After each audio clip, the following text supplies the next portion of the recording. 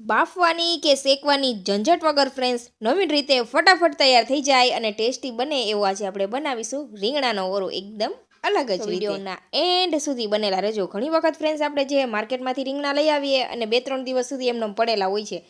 ઘણી વખત ટાઈમ નથી મળતો આપણને ઓળો બનાવવા માટેનો, તો ત્યારે તમને આ ટ્રીક ખૂબ જ ઉપયોગી થવાની છે. ગમે તેવા જૂના રીંગણ હશે ને તો પણ ઓરો ફટાફટ તૈયાર થઈ જશે. તો તેના માટે આપણે આ રીતના લાંબા રીંગણ લીધા છે.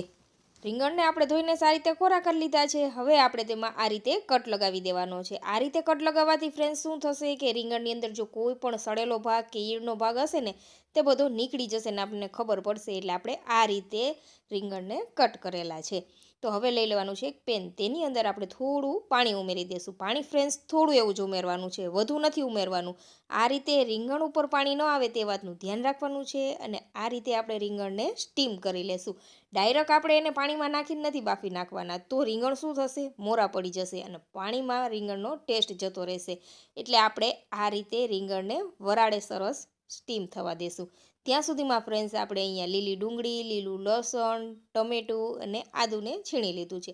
અને 5 મિનિટ જેટલો પણ સમય નહીં લાગે ફ્રેન્ડ્સ. તમે જોઈ શકો છો વરાળે રીંગણ છે તે સરસ અહીંયા સોફ્ટ થઈ ગયા છે. તો બસ હવે આપણે ગેસની ફ્લેમ બંધ કરી દઈશું અને રીંગણ ગરમ છે ત્યારે જ આપણે તેને ક્રશ કરી દેવાના છે, જેથી સરસ એવું તેનો એકદમ ફાઇન માવો રેડી થાય. તો અહીંયા ફ્રેન્ડ્સ તમે જોઈ શકો છો રીંગણ છે તે સારી રીતે કૂક થઈ ગયા છે. બસ આ જ રીતે આપણે રીંગણને કૂક કરવાના છે. તો હવે લઈ લેશું પાઉંભાજી મેસર, તેનેથી રીંગણને આપણે મેશ કરી લેશું. તો છે ને ફ્રેન્ડ્સ સાવ સરળ સિમ્પલ રીતે જ રીંગણાનો ઓળો બનાવો. ઘણા લોકો શેકવાની ઝંઝટ થાય તેને લીધે ઓળો નથી બનાવતા, પણ શિયાળાની સિઝનમાં ફ્રેન્ડ્સ જરૂરથી એકવાર આ રીતે ઓળો ટ્રાય કરજો. ઘણી વખત રીંગણ જૂના થઈ જાય ને તો તેનો ઓળો સારો નથી બનતો, પણ આ ટ્રીકથી ઓળો બનાવશો ને ફ્રેન્ડ્સ એટલે ગમે એવા રીંગણ જૂના હશે ને કડતલી થઈ ગઈ હશે ને તો પણ તમારો ઓળો છે તે એકદમ ફ્રેશ ટેસ્ટનો બનશે. તો આ રીતે ક્રશ કરી લીધું છે. તો હવે આપણે વઘાર કરીશું. તો તેના માટે આપણે એક પેન લીધું છે. હવે તમારે વઘાર ઘીમાં કરવો હોય તો ઘી ઉમેરી શકો અથવા સિંગ તેલમાં પણ તમે વઘાર કરી શકો છો.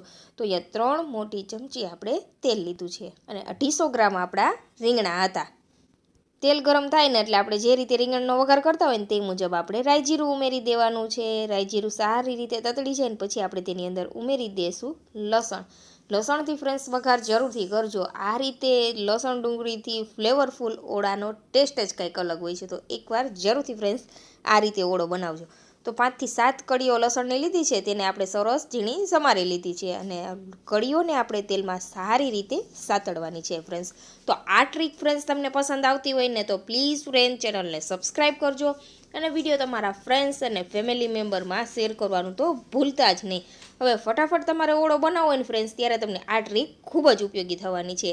તો હવે આપણે સૌથી પહેલાં ઉમેરી દઈશું લીલી ડુંગળી. જો લીલી ડુંગળી મળે, સિઝન છે તો મળે જ એટલે આપણે તેનો ઉપયોગ કરેલો છે, પણ ન મળે તો તમે સૂકી ડુંગળી પણ લઈ શકો છો. ઘણી વખત આપણને મમ્મી પાસેથી જાણવા મળે છે કે આજે રવિવાર છે કે મંગળવાર છે તો ઓળો ન બનાવાય, પણ તે દિવસે જો ફ્રેન્ડ્સ તમારે ઓળો ખાવો હોય ને તો આ રીતે તમે ઓળો જરૂરથી ટ્રાય કરજો. તે દિવસે તે લોકો રીંગણા નથી શેકતા, મંગળવાર અને રવિવારના દિવસે. તો આ ટ્રીક ફ્રેન્ડ્સ ત્યારે તમને ખૂબ જ ઉપયોગી થવાની છે. મહેમાનો આવ્યા હોય ત્યારે જો ફટાફટ તમારે કંઈક મેનુ બનાવવું હોય તો તમે આ રીતે ઓળો બનાવી શકો છો.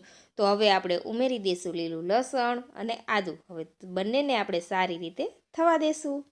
ડુંગળી થોડી ચડી જાય ને 2 થી 3 મિનિટ માટે પછી જ આપણે આદું અને લસણ ઉમેરવાના છે, જેથી તેનો ફ્લેવર છે તે ઓળાની અંદર ખૂબ જ સરસ આવે. અત્યારે ફ્રેન્ડ્સ સિઝન છે ને એટલે બધા જ વેજીટેબલ સરસ એવા મળી રહ્યા છે. તો આ રીતે ભરપૂર માત્રામાં આપણે રીંગણાનો ઓળો અને બાજરાના રોટલાના પ્રોગ્રામ કરતા હોઈએ છીએ, પણ ઘણી બહેનોને રીંગણ શેકવાની અને ફોલવાની કામ ઝંઝટનું લાગતું હોય છે.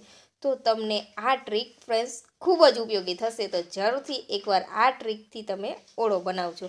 તો હવે ડુંગળી પણ સારી રીતે થઈ ગઈ છે અને લસણ પણ સતળાઈ ગયું છે. તો હવે ઉમેરી દઈશું ટમેટું. ટમેટું ઝડપથી સોફ્ટ થઈ જાય ને તેના માટે આપણે અહીંયા સ્વાદ અનુસાર નમક ઉમેરી દઈશું. થોડો એવો હળદર પાવડર ઉમેરી દેવાનો છે અને તમારા સ્વાદ મુજબ તમે લાલ મરચું પાવડર ઉમેરી શકો છો. જો તમારે લીલું મરચું ઉમેરવું હોય તો તમે અહીંયા લીલું મરચું પણ ઉમેરી શકો છો. મસાલાને સારી રીતે આપણે મિક્સ કરી દઈશું. અહીંયા ધ્યાન રાખવાનું કે પાણી નથી ઉમેરવાનું. ઓળાની અંદર ક્યારેય પણ પાણી નથી ઉમેરવામાં આવતું. હવે આ રીતે મસાલાને સારી રીતે આપણે મિક્સ કરી દઈશું. તો તમે જોઈ શકો છો ફ્રેન્ડ્સ ખૂબ જ સરસ કલરફુલ એવો આપણો ઓરો રેડી થવાનો છે. અહીંયા કેટલો સુંદર એવો કલર લાગી રહ્યો છે અને ટેસ્ટ પણ એકદમ લાજવાબ આવશે.